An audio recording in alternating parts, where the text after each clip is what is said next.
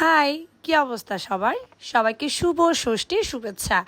আজকে ব্লগটা অনেক দিন পর খুব সুন্দর হতে চলেছে, কারণ আমি অনেক দিন পর একটু ফ্রি হয়েছি। এই কাজ সেই কাজ করে করে তা একদমই নিজেকেই সময় দেওয়া হচ্ছে না। সো পুজোর একটা খুব সুন্দর ব্লগ নিয়ে হাজির হয়ে গেলাম। কেমন আছো তোমরা সবাই? এই যে আমার মিষ্টি ননদিনীকে নিয়ে আমি বের হয়ে গেলাম, কারণ প্রতিবারের মতোই হচ্ছে ওকে ছাড়া আমার আসলে পুজো কখনোই জমজমাট হয় না। এই মেয়েটা সব সময় আমার সাথেই থাকে, আমার খুবই আপন মানুষের মধ্যে একজন বলতে গেলে। সো এরকম একটা ননদ পাওয়া আসলে অনেক ভাগ্যের ব্যাপার। যাই হোক, আমার 10টা না 5টা না একটা মাত্র ননদিনী। তারপর আমরা বেরিয়ে পড়লাম একদমই চট্টগ্রাম বলতেই হচ্ছে একটা মিনি কলকাতা। আমাদের চট্টগ্রামের পুজো is the best best best, always best. এত সুন্দর থিম ছিল এবার পুজো মণ্ডপগুলোতে, জাস্ট অবাক করার মতো ছিল। আমরা প্রথমেই চলে যাই একদমই গোসাইলডাঙ্গার ওখানে, আগ্রাবাদ থেকে শুরু করছি আর কি। যেহেতু আমাদের শহর থেকে কিছুটা দূরে আগ্রাবাদ, তো আগ্রাবাদে অনেক ভিড় হয়।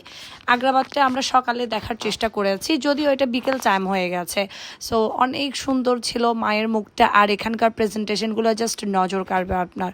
কারণ আমাদের যে বাস্তবতা এবং যা আমাদের জীবনের প্রেক্ষাপটে ঘটে, ঠিক সেই জিনিসগুলো আসলে আমাদের পুজো মণ্ডপগুলোতে উঠে এসেছে। তো এখানকার থিমটাও অনেক বেশ ভালো লাগলো, জাস্ট চোখ জুড়ানো। কলকাতার যে কাজগুলো আছে সেই কাজগুলোই আসলে আমাদের চট্টগ্রামে ফুটে উঠেছে। আমরা আসলে কলকাতা যেতে না পারলেও আমরা একদম চট্টগ্রামে বসে কিন্তু কলকাতার ফিল আর ভাইবটা পাচ্ছি। তো এই যে দেখতে পাচ্ছ মাকে কি সুন্দর লাগছে, তাই না? কি সুন্দর অপরূপ কাজ ছিল। এই যে আমার প্রতি মহাশয়, আমাদেরকে না দেখলে কেমনে হবে? পুজোতে আসলে মনের মানুষটা ছাড়া আসলে জমেই না। পুজো তো এটাই, তাই না? প্রত্যেকটা বছর আমরা মায়ের জন্য অপেক্ষা করি, সবাই নতুন সাজে সাজবো, মাও সাজবে, পুরো শহর অলি গলি একদম লাইটে ভরপুর। তো এবারও চলে আসলো মা আমাদের ধরণীতে। আর এখানেও খুব সুন্দর একটা থিম ছিল, যেটা আসলে নজর কাটছিল। বলতে গেলে আগ্রাবাদের কয়েকটা পুজো মণ্ডপগুলো দেখলাম, বাট লাস্ট টাইম আমার একটু ইনসিডেন্ট হয়ে যায়। সেটা হচ্ছে পতিদেব এর পায়ে একটু মাটির একটা তেল পড়ে যায়, তো পাটা অনেকটা অংশ কেটে যায়। এটা নিয়ে আমার খুব মন খারাপ ছিল। যাই হোক, তারপর আমরা পুজোটা একটু আনন্দ করার চেষ্টা করেছি। এই যে এটাও দেখো, এটার মণ্ডপটাও এত সুন্দর এত সুন্দর, পুরো একদম বলে না যে পুজোর একটা লুক ক্রিয়েট করেছে। অনেকে দেখা যায় যে অত্যাধুনিক জিনিসটা এমনভাবে করে মায়ের আসল রূপটাই আসলে বোঝা যায় না। বাট কিছু কিছু পুজো মণ্ডপগুলোতে এমন একটা ভাইব দিয়েছে, মনে হচ্ছে মা যেন একদম জাগ্রত হয়ে বসে আছে আমাদের সামনে। তো এই তো এখানকার কারুকাজগুলো খুব সুন্দর ছিল, যা অতুলনীয় ছিল। যারা সামনাসামনি দেখবে না তাহলে বুঝতে পারবে না যে মায়ের এই রূপ এবং পুরো কারুকাজটা প্যান্ডেলে এত সুন্দর ছিল। তো যাই হোক, আমরা এখানকার ঘুরে, এবং যেটা সব থেকে মেন একটা থিম থাকে, যেটার জন্য সবাই অনেক অনেক দূর দূরান্ত থেকে দেখতে আসে, এই যে গোসাইলডাঙ্গার পরেই এইটা একতা সঙ্গ বলে মনে হয় এটা। তো এইটা তো প্রচুর ভিড় থাকে, আর ভিড় থাকার ফলে আমরা সকালের দিকেই গিয়েছি যাতে করে ভিড়টা আমরা কম পাই। আর তার থেকে বড় কথা, আমি তো প্রথমে মনে করেছি শুভ ষষ্ঠী না বলে শুভ নবমী বলবো, কেননা পুরো ভিড় এতটা ছিল বলার মতো না। ভাগ্য ভালো যে আমরা একটু দুপুরের দিকটা গিয়েছি বলে এটা একটু ভিড় কম ছিল। কিন্তু রাতের পর ও মাই গড, আপনারা দেখতেই পারবেন শহরে হাজারীগলি থেকে শুরু করে প্রত্যেকটা পুজো মণ্ডপ কি পরিমাণ ভিড় ছিল। কেউ বলবেই না যে আজকে ষষ্ঠী। যাই হোক, এটাই হচ্ছে আমাদের সার্থকতা। সবাই এখন মায়ের মুখ দর্শন করতে আসছে দূর দূরান্ত থেকে, খুব শালীনতাভাবে সুন্দরভাবে। তো এখানের একটা যে থিমটা ছিল, এটা হচ্ছে পল্লী কথা। গ্রামের যে সুন্দর একটা ব্যবহার্য জিনিসপত্র, তেমন হচ্ছে মায়ের যে তুলসী তলায় মারা সন্ধ্যাবাতি দিতে আসে, এই সব ছোটোখাটো জিনিসগুলো জাস্ট অনুপ্রাণিত করেছে আমাদেরকে। মনে হচ্ছে যে আমরা গ্রামের যে আসল সৌন্দর্য এটাই পাচ্ছিলাম। তারপর আমরা নালাপাড়াতে চলে যাই। নালাপাড়াতে গিয়ে দেখলাম, ও মাই গড, মা এত সুন্দর এত সুন্দর। যারা এখনও নালাপাড়াতে যান নাই, দক্ষিণ নালাপাড়া, তারা অবশ্যই ঘুরে আসবেন। এখনও কাজ চলছে, কাজ একদম চলমান, মানে পুরোটা শেষ হয়নি। আর লাইটিংটা একটু কম ছিল যেহেতু এখনও ষষ্ঠী, কিন্তু ভাই ষষ্ঠী আর কে মানে, মানুষ তো আর ষষ্ঠী সপ্তমী অষ্টমী মানছে না। মাকে দেখার জন্য একটা বছরের সাধনা, সে কি আর বিফলে যায়? তাই সবাই চলে আসছে মাকে দেখার জন্য। আর এখানে অসুর মহাশয়কে তো আমার ভীষণ ভালো লেগে গেছে। দেখেন অসুরটাকে এত সুন্দর লাগছে বলার মতন, একদম নীল রাজার মতো বসে আছে। যাই হোক, মায়ের মুখটা জাস্ট দর্শন করে ফেলুন। জানি না আপনারা কতটা সৌন্দর্য বুঝতে পারছেন। সত্যি বলতে আমি জাস্ট স্পিচলেস হয়ে গেছি মায়ের মুখটা দেখে। পুরো কলকাতার একদম স্টাইলে করা, আর ওখানকার কারুকাজগুলো খুবই খুবই দারুণ ছিল। বলতে গেলে দক্ষিণ নালাপাড়া সব সময় বেস্ট একটা কাজ করে থাকে, এবারও সেম এস ওইটাই করেছে। তো এখানেরও মাঝখানে যে প্রতিমাগুলো ছিল ওগুলো খুব দারুণভাবে ওরা সাজিয়েছে। যদি লাইটিং একটু কম ছিল, লাইটটা থাকলে আরও বেশি ভালো লাগতো। তো এই তো খুব সুন্দর। আর এখানে যে জিনিসটা আমরা দেখলাম সেটা হচ্ছে অনেক পরিচিত দিদি ভাইদেরকে দেখলাম, পরিচিত অনেকজন দাদা ভাইদেরকে দেখলাম, যারা হচ্ছে খুব সুন্দর করে কথা বলেছে। আবার অনেকে বলেছে ওই ওই ওই ওই রুদ্র ফ্যাশন, ওই রুদ্র ফ্যাশন, ওই ওই রুদ্র ফ্যাশন না বলে ধপাস করে জড়িয়ে ধরতে পারেন না যে দিদি আমি আপনার ভিডিও দেখি, এভাবে বললে না মনের ভিতর বুকের ভিতর শান্তি লাগে, তাই না? তো এই তো আমরা আবার চলে আসলাম আরেকটা পুজো মণ্ডপে, তার পাশেই। এটাও খুব সুন্দর ছিল, একদম মন্দিরের মধ্যেই।